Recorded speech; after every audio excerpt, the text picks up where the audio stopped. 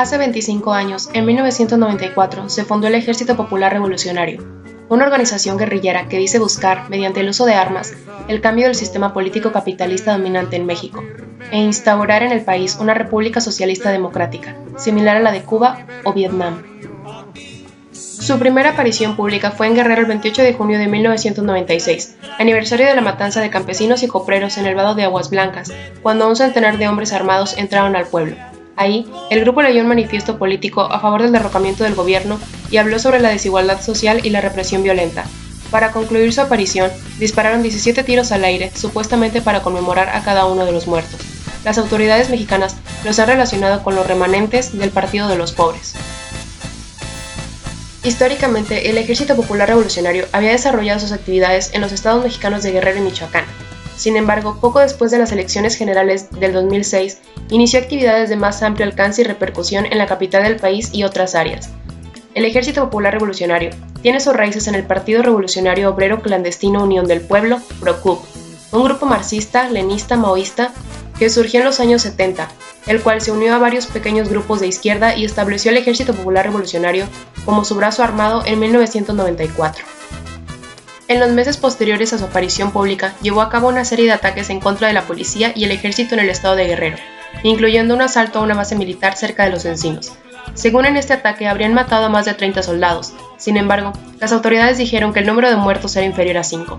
En agosto del mismo año, el grupo realizó una serie de ataques coordinados, incluyendo bases militares, estaciones de policía, una estación de radio y varios pueblos de Oaxaca, dejando al menos 17 muertos.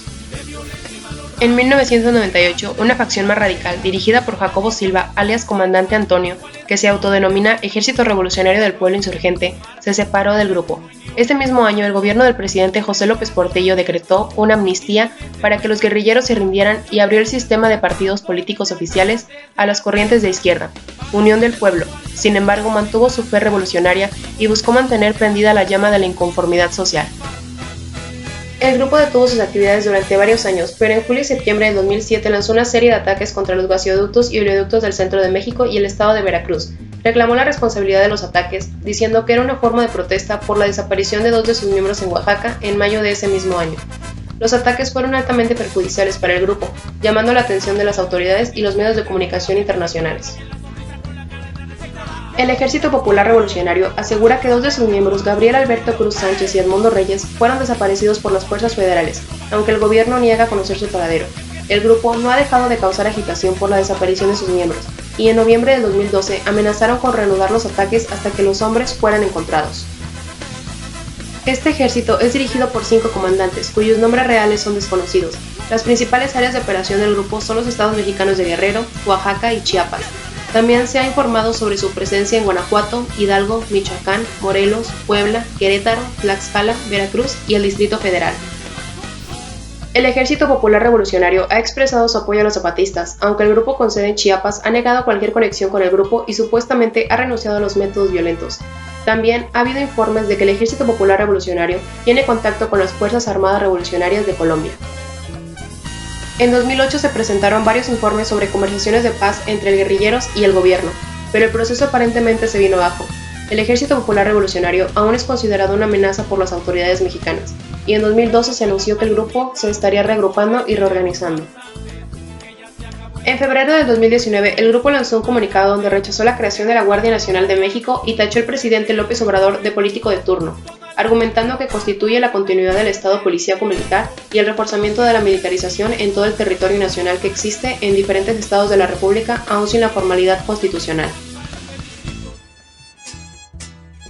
El Ejército Zapatista de Liberación Nacional es una organización mexicana de carácter político que en sus inicios fue militar.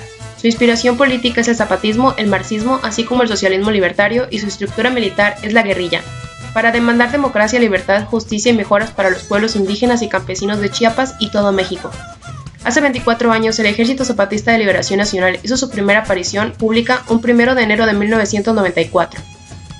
Aunque en realidad nació en los primeros años de la década de 1980, con la creación del primer campamento guerrillero en la Selva Lacandona, en el estado mexicano de Chiapas. Su objetivo principal es el derrocamiento del gobierno neoliberal y el establecimiento de una democracia participativa. Su mando es nombrado Comité Clandestino Revolucionario Indígena Comandancia General del Ejército Zapatista de Liberación Nacional. Su nombre es en honor al héroe y figura de la Revolución Mexicana, Emiliano Zapata. Su objetivo era claro, rechazar el sistema político neoliberal mexicano con sus promesas de modernización que mantenían en la desidia a la comunidad indígena y campesina, así como establecer una democracia participativa, exigir la reivindicación de propiedades sobre las tierras arrebatadas a las comunidades indígenas, un mejor reparto de la riqueza y la participación de las diferentes etnias tanto en la organización de su estado como del país. Sus acciones se articulan sobre la base de tres planteamientos mínimos: la defensa de derechos colectivos e individuales negados históricamente a los pueblos indígenas mexicanos, la construcción de un nuevo modelo de nación que incluya la democracia, la libertad y la justicia como principios fundamentales de una nueva forma de hacer política, y el tejido de una red de resistencias y rebeldías altermundistas en nombre de la humanidad y contra el neoliberalismo. El día de su primera aparición, el ejército sorprendió a México y al mundo entero con una insurrección armada imprevista en el estado de Chiapas, que pasó a la historia como el Levantamiento Zapatista. Un grupo de indígenas armados ocuparon 7 cabeceras municipales de Chiapas: San Cristóbal de las Casas, Altamirano, Las Margaritas, Oconcingo, Oxchul, Huixtlán y Chalán.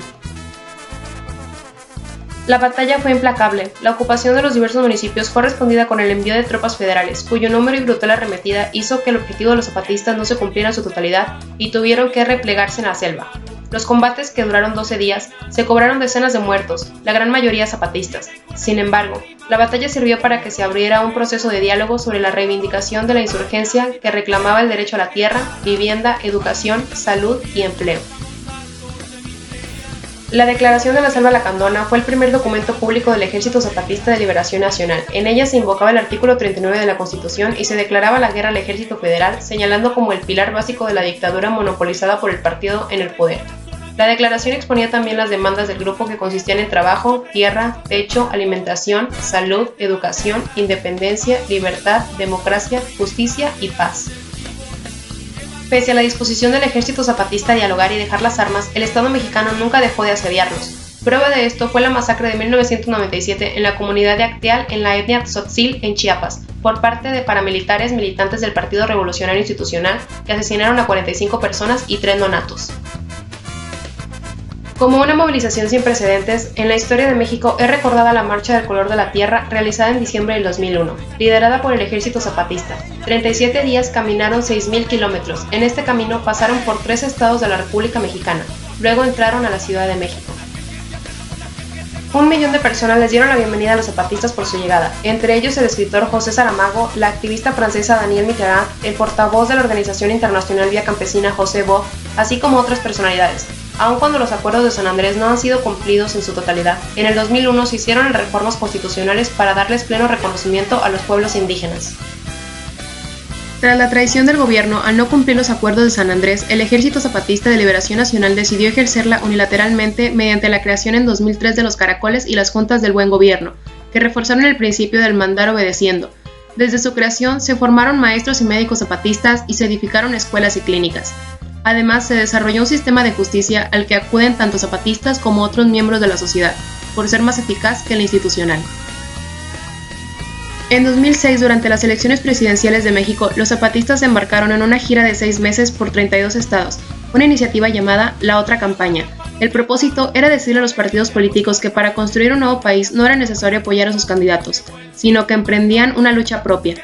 La intención de la otra campaña era escuchar al pueblo mexicano, que quería una sociedad democrática y acabar con el capitalismo y el racismo. La madrugada del 25 de mayo del 2014, el subcomandante Marcos, legendario líder del Ejército Zapatista, anunció su desaparición. Lo hizo desde el Caracol de la Realidad, sede del gobierno autónomo zapatista en la profundidad de la selva Lacandona. Su reemplazo será el subcomandante Moisés. Marcos no fue uno de sus fundadores, pues su llegada al grupo fue 9 meses después de la creación del mismo. Su verdadero nombre era Rafael Sebastián Guillén Vicente y era un profesor de comunicación en la Universidad Autónoma Metropolitana, antes de ser vocero en el Ejército Zapatista de Liberación Nacional. El subcomandante Marcos anunció la desaparición, mandó su retirada total del personaje. La argumentó como el fin de una etapa y comienzo de otra nueva dentro de la lucha zapatista. Muestra de esto es su apoyo a los jóvenes normalistas desaparecidos de Ayotzinapa.